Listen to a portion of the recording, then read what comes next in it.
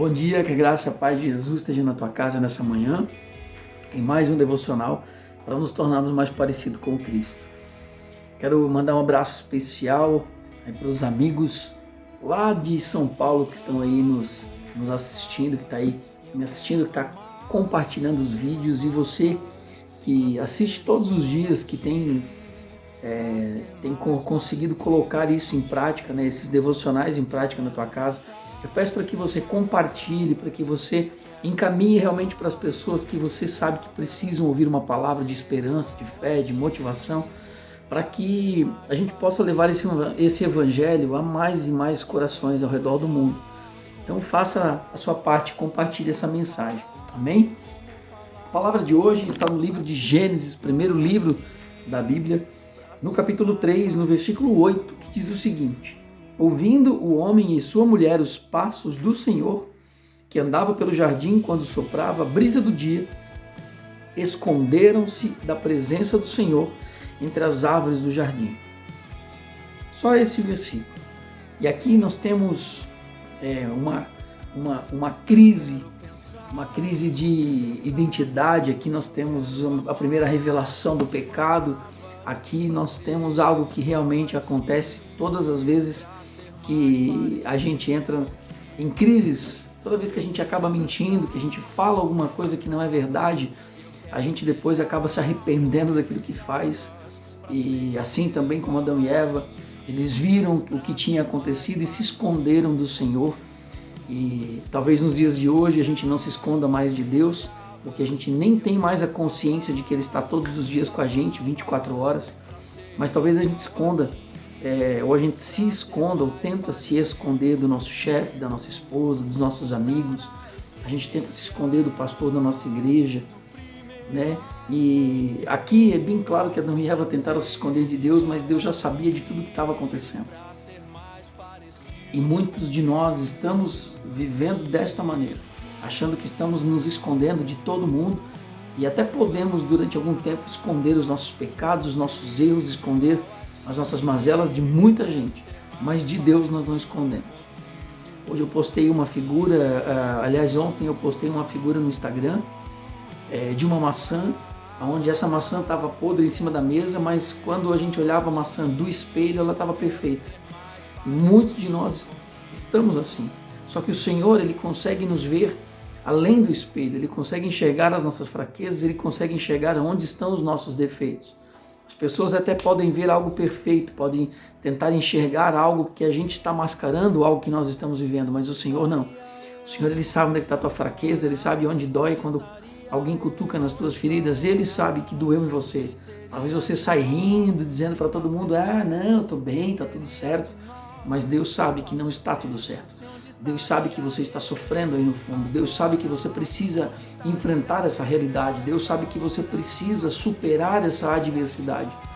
E muitas vezes Ele envia pessoas para te dar uma direção, pessoas para te dar um encaminhamento, e você acaba às vezes nem ouvindo. E por não dar ouvidos, faz aquilo que Adão e Eva fizeram. Tenta se esconder. E talvez você consegue, por algum tempo, tem tentado ou tem conseguido esconder a tua tristeza, a tua fraqueza, os teus medos, os teus pecados. Mas chega uma hora, querido, que a gente não consegue mais.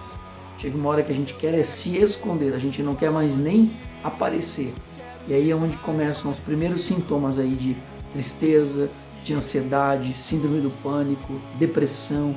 Eu não estou dizendo que esses transtornos comportamentais ou que essas doenças elas são espirituais. Não, queridos. Eu quero dizer que muitos de nós acabamos escondendo ou nos escondendo através das mentiras que contamos, das mentiras que vivemos, das coisas que fingimos ser, para poder mostrar para as pessoas que estamos bem, que está tudo certo conosco, quando na verdade abrir o nosso coração e expor as nossas fraquezas não é sinal de vulnerabilidade. Nós precisamos saber para quem abrir as nossas tristezas. O problema é que talvez muitos aqui abriram o seu coração para as pessoas erradas e acabaram sofrendo. Talvez muitos abriram aí a sua intimidade, muitos abriram o seu coração para pessoas que fizeram corromper ainda mais, ou fizeram sofrer, ou abrir ainda mais a ferida que já estava aberta. quando na verdade nós deveríamos estar contando essas nossas fraquezas, as nossas vulnerabilidades, as nossas mazelas para as pessoas que têm a capacidade de cicatrizar aquilo que está aberto, têm a capacidade de cuidar das feridas que estão abertas para que nós possamos ter vida, para que nós possamos ser cuidados e superar essas adversidades. Adão e Eva se esconderam, não contaram nada para ninguém, muito pelo contrário, eles tiveram intimidade com aquele que queria prejudicar, com a serpente, que era astuta, e ali eles trocaram algumas informações. Eu acredito que não foi uma vez só, eu acredito, a Bíblia me dá essa possibilidade de eu conjecturar muitas coisas. Eu fico pensando que talvez ali a serpente ficou alguns dias, algumas semanas conversando, até que Eva abriu o coração dela e começou a falar algumas coisas acerca do que estava acontecendo ali.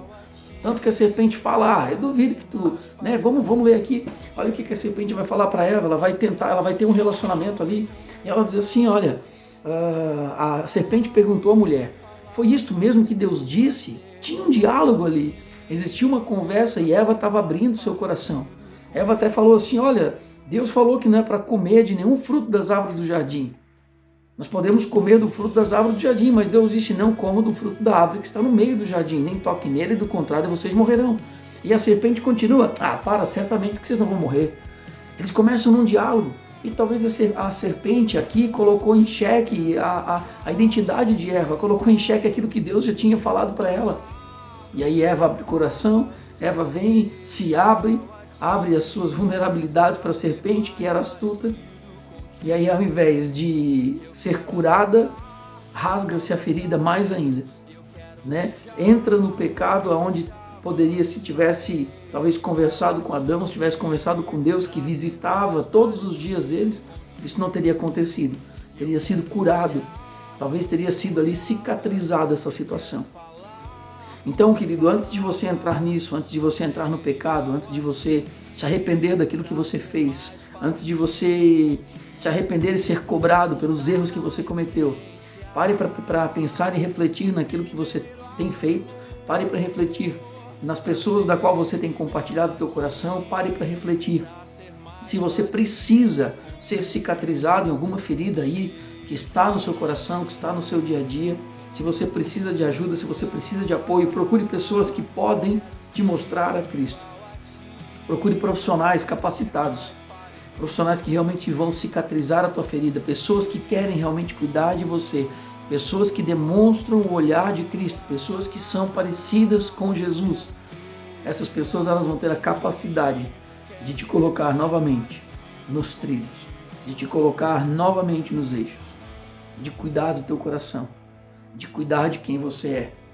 E eu quero terminar com uma leitura bem breve, que diz o seguinte: o livro de Gênesis narra o caso de Adão e Eva, que após a queda tiveram um enorme remorso ao desobedecerem a Deus e comerem o fruto do conhecimento do bem e do mal. Naquele momento eles perderam sua inocência e se deram conta da sua nudez. A vergonha e a culpa os fizeram correr da presença de Deus, procurar folhas para se vestir e esconder dele. E este é um exemplo claro do que o pecado, misturado a culpa e remorso, pode fazer conosco. Afastar-nos de quem mais poderia nos ajudar.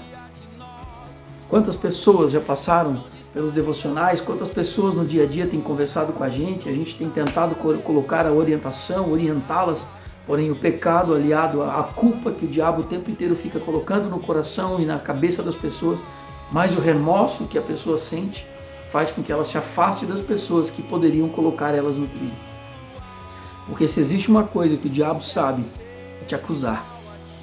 Eu falo isso para as pessoas, Deus sabe o teu nome e o diabo também sabe o teu nome. O diabo sabe de todos os teus pecados. Deus também conhece todos os teus pecados. A diferença é que o diabo ele te chama pelo pecado e Deus te chama pelo teu nome. Porque o diabo o tempo inteiro fica te acusando, dizendo, olha, lá vai o caluniador, lá vai o adúltero, lá vai o mentiroso. Enquanto Deus olha para você com um olhar de misericórdia, ele diz, olha, lá vai o Sérgio, olha, lá vai o Carlos, olha aqui, lá vai o José, lá vai o Francisco.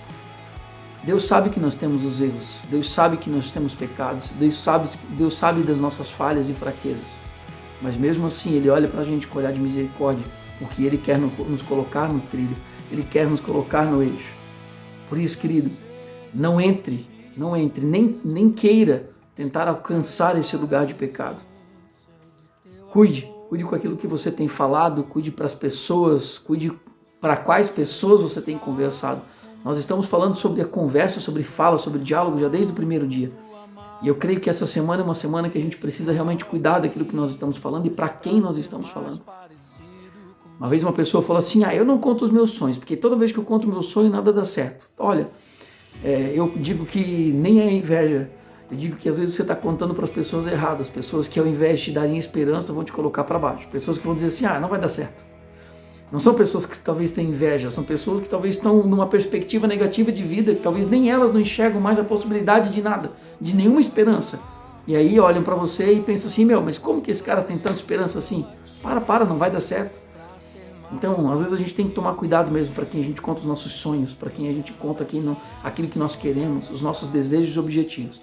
Então, que essa semana seja uma semana de você botar a mão na consciência, tomar cuidado para quem você está contando, de que forma você está contando, para que você não se arrependa daquilo que você fez e não faça como fez Adão e Eva, de tentar se esconder das pessoas e esconder as tuas fraquezas e os teus erros, esconder os teus pecados atrás de uma máscara, para que a tua vida possa se tornar uma vida verdadeira e que você possa se tornar mais parecido com Cristo. Esse é o desejo do meu coração.